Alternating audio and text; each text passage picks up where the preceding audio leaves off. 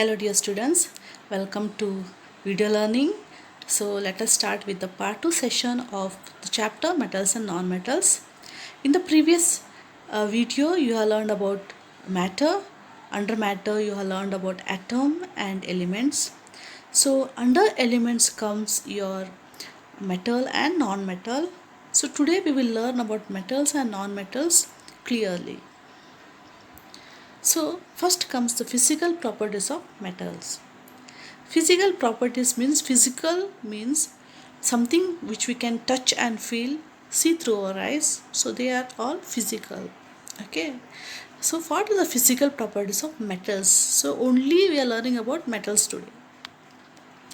So what are the physical properties? The first point is metals are solids. So most of the metals. So and here there is a given exception, that is mercury. All the metals are solid. Okay, they are in solid form except your mercury. The mercury is the only metal that is in liquid form in room temperature.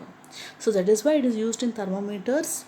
Okay, so we have learned in the 7th standard why mercury was used in the thermometer because of its liquid form. And rest of all the metals are solids. The second point is metals are hard. Yes, metals are hard and it is very difficult to break the metal. So you know how difficult to break iron and all. Okay, so they are all very hard except lithium, potassium, sodium. Except these metals, all the other metals are hard. What about the sodium and potassium? See here, this sodium can be even cut with the help of a knife also. So we can cut this sodium with a knife. Like that much soft it is not at all hard. That's why they are given in the exception list, that is lithium, potassium, sodium are the metals which are very soft and all the other metals are hard. Metals are malleable. The third point is metals are malleable. What is the meaning of malleable? See, if you beat this metal, you can make this metal into a thin sheet. Yes. See, for example, iron. Okay, so if you beat this iron can be converted into a thin sheet. So that iron sheets only we will be using, for example, to make a tent, shed, especially shed. Okay, or shall I give the example of aluminium? See, this aluminium is a metal and this aluminium can be beaten into a thin sheet that so that it becomes a aluminium foil. Have you seen aluminium foil? Of course, you have seen this aluminium foil which is used to wrap the food items. So it can be used as a cover to wrap the food items. So it is something like a sheet, plastic sheet, but it is a metal.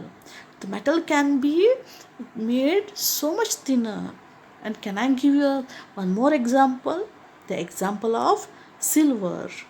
The silver can be turned into a very thin sheet so that it can be used to spread on your sweets.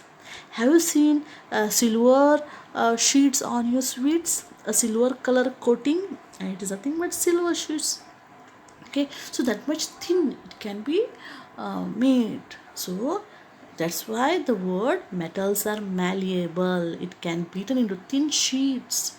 Okay, and also the next point is metals are ductile. They are ductile means what? It can be drawn into wires also.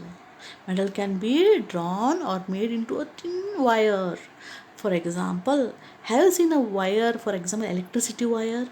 So if you cut upon the electricity wire, if you open the plastic coating of the wire, and if you see inside, you can see the copper wire. Have you seen it? It will be having a copper wire, and there is nothing but copper. See, copper can be made into a thin wire. Okay, and your gold ornaments and all, if you see, it can be, even gold can be made, 1 gram of gold can be made into 2 kilometer long thin wire. So that much thin it can be made. So this is the very good property of the metal, that is metal can be made into a sheet or it can be drawn into a wire.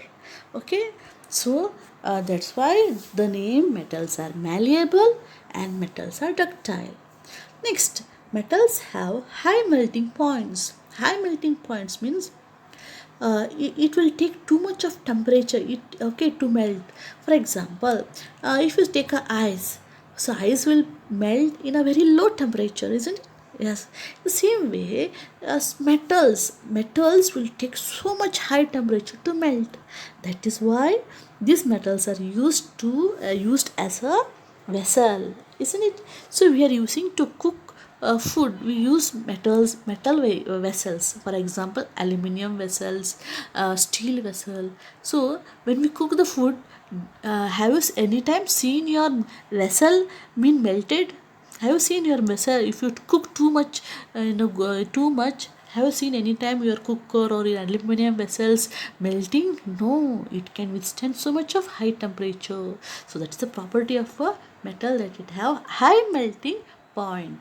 But exception is there. See here, gallium, cesium have low melting points. It is having such a low melting point that they melt in the palm of the hand. So these are all the characteristics of metals.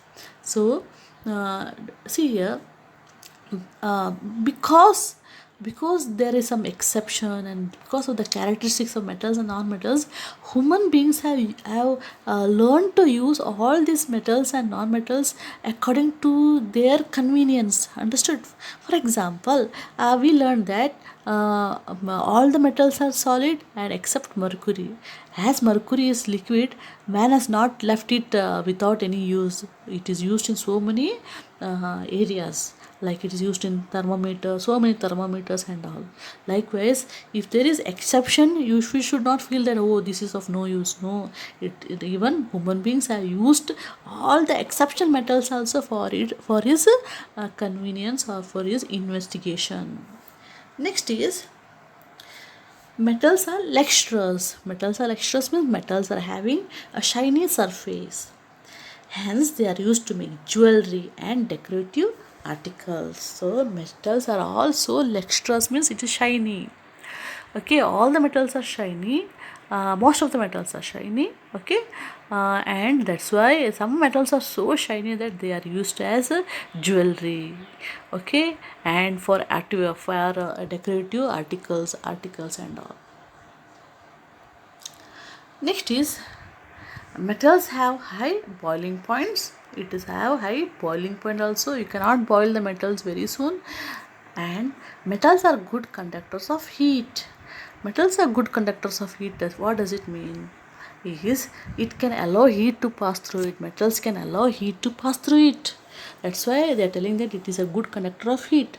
What does it mean? See here, because of that, we are using copper vessels for cooking, aluminum vessels for cooking, because it can conduct heat from your gas stove to the food.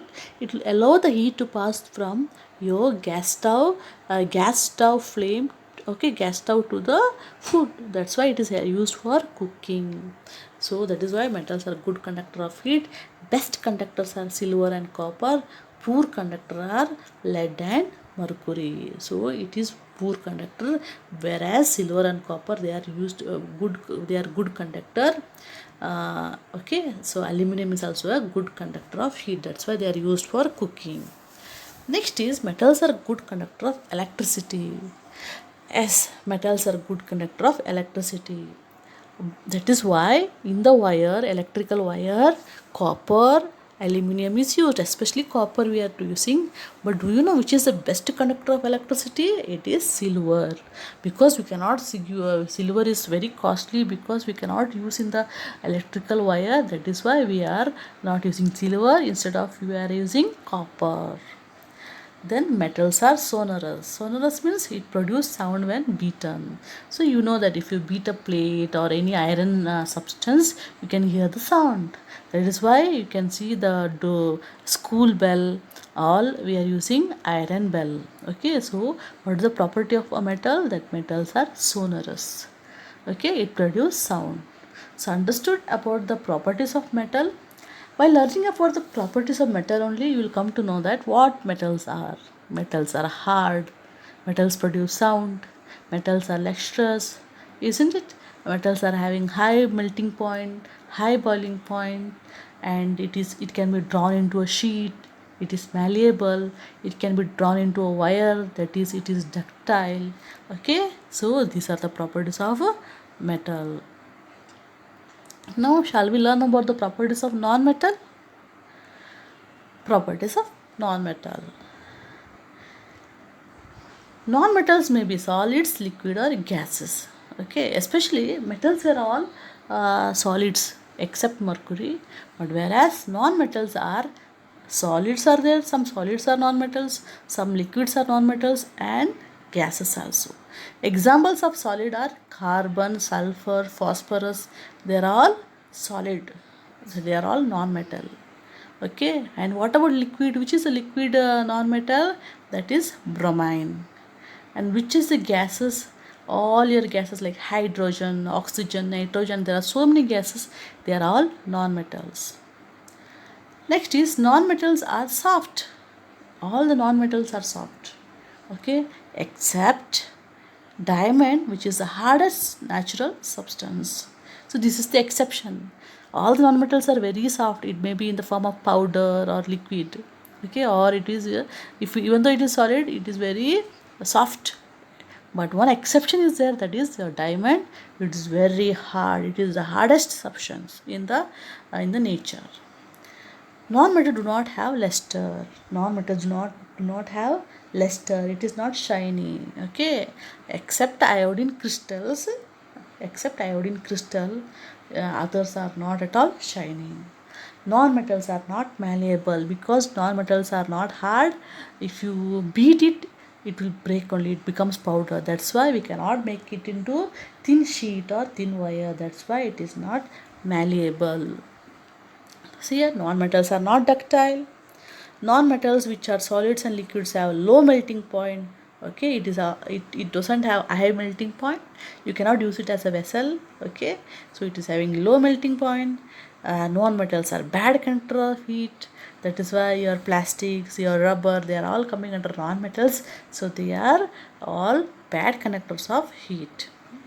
Non-metals are why I told plastic and all, because your hydrogen, carbon, plastics are made up of these hydrocarbons, and they are all bad conductors of heat. Non-metals are bad conductor of electricity also. Okay, all the non-metals are bad conductor of electricity except graphite. Do you know what is graphite? The pencil lead. Okay, you use your pencil now. Inside the pencil lead, it is a graphite and it is a good conductor of electricity. Next is non-metals are not sonorous. It doesn't produce any sound. Okay, it is because it is not hard. It doesn't produce any sound. They have low density except diamond. They are not hard. They don't have any density. It is having low density. That's why except your diamond. So these are the properties of metals and non-metals. So I hope you understood what is metals and non-metals.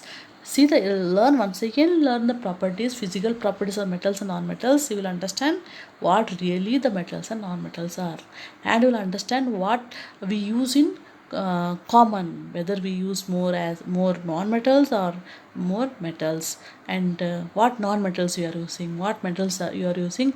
You can make a list of it. Next is chemical properties of metal. Chemical properties of metal. Chemical properties of metal can be learned by studying the reactions. Okay, so today you are going to learn about some reaction. First is reaction with oxygen. I already told. Okay, so metals and non-metals will react with oxygen. We will see how it will react with oxygen. Okay, first we learn about metals. Metals react with oxygen and produces their respective oxides. What is the meaning of oxides? We will see. See, metal plus oxygen gives metallic oxide. So metal will react with oxygen and form metallic oxide. What does it mean? See here, The first one, when magnesium burns in presence of air, it reacts with oxygen and produces magnesium oxide. Okay, I hope you have learned this in 7th standard, isn't it? I have showed you how to burn the magnesium ribbon, isn't it? How after burning the magnesium ribbon, how we got the ash and all, isn't it? And we tested that ash mixed with water, and we tested with the help of litmus paper and all, isn't it? The same thing we are learning here also. See here, magnesium when burned with oxygen. Okay, so we are burning it. So how our magnesium is reacting with oxygen? By burning. I told that some metals without burning also it will react, isn't it? So this magnesium we have to burn it, and how it burns with dazzling white. It produces a bright white light and burns and produces magnesium oxide. See here, MgO. Magnesium means Mg plus oxygen O2 gives magnesium oxide. So what does it produce? It produces an ash, and the ash is nothing but magnesium oxide. So you can see O, okay, combined with magnesium na, that is called magnesium oxide. That is why they are telling that metals react with oxygen and produces metallic oxide. See here. So magnesium burns and produces magnesium oxide. Likewise, sodium, Na means sodium. It burns with oxygen and produce sodium oxide. Okay. So what is this 2? All this number you may be wondering, isn't it? So we have to balance it. Okay. How to balance it? Nothing. So just simply write Mg plus O2 gives MgO.